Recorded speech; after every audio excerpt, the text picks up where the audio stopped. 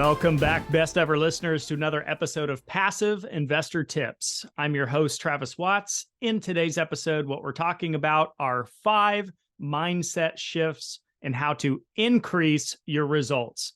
And disclaimers as always, never financial advice, not telling you or anyone what to do with your money. Please seek licensed financial advice. With that in mind, the U.S. Marine Corps subscribes to what's called the 40% rule. And the 40% rule is actually pretty simple. It's when your mind is telling you, I'm done, I'm tapped out, I can't possibly go any further, you're at 40% capacity, meaning you have 60% left in the tank. Said another way, most of us are living far below our max potential. So with that in mind, let's go ahead and dive in to 5 mindset shifts that can help you increase your results.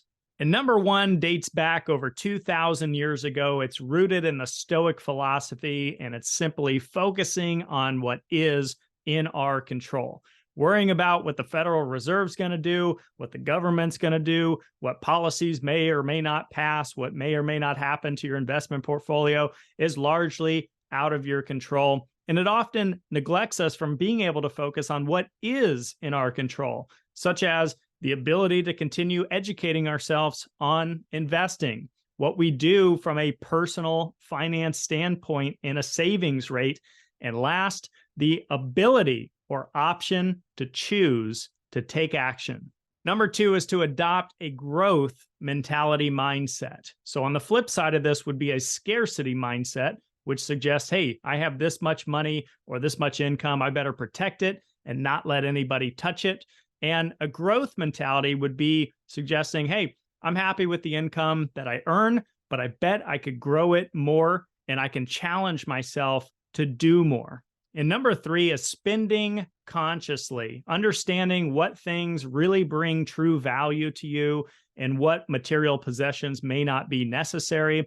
I've always been the type of person to live below my means. Even when I made minimum wage after college, I maintained a savings rate of about 10 to 15% of my net earnings. And as my income grew over the years, I did elevate my lifestyle, but not to the point of ever being paycheck to paycheck. So the savings rate may have gone from 20 to 30%, then up to 50% as my income grew. And I encourage you to think about savings in terms of percentages and not dollars. For example, if I told you, hey, last month I saved $5,000, you might think, wow, that's incredible. But then if I told you, yeah, well, I make $1 million per month, well, that's hardly any savings in that instance. So think about percentages. And number 4 is to focus on the small wins along your journey. And this is all about psychology and motivation. I doubt you or I would be very motivated to sit back for the next 20 years waiting to achieve our long-term goal. It's very easy to get sidetracked when we do this. So try celebrating the small wins along the way. Maybe you make a new investment. Celebrate. Maybe you learn something new from a book or a podcast. Celebrate. Maybe you meet a new valuable connection in your network. Celebrate, because all of this keeps you on the right track. And really, this is no different than any other type of goal setting exercise. If you have a health goal, it's the same psychology and motivation.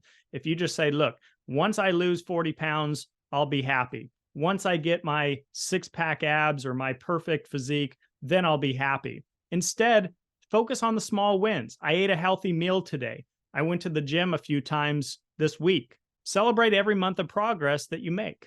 And number 5 is to focus on what other income you could be generating besides your full-time active job or career. Maybe you could start a side hustle. Maybe you could become a part-time investor. Maybe you could start a side business.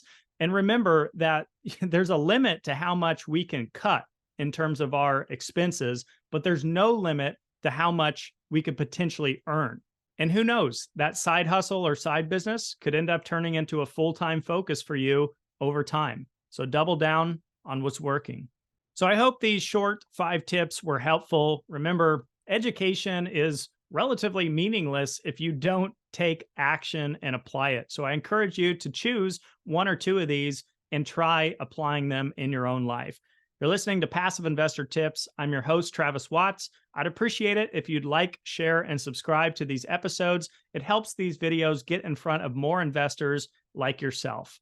Until our next episode, have a best ever week, and we'll see you then.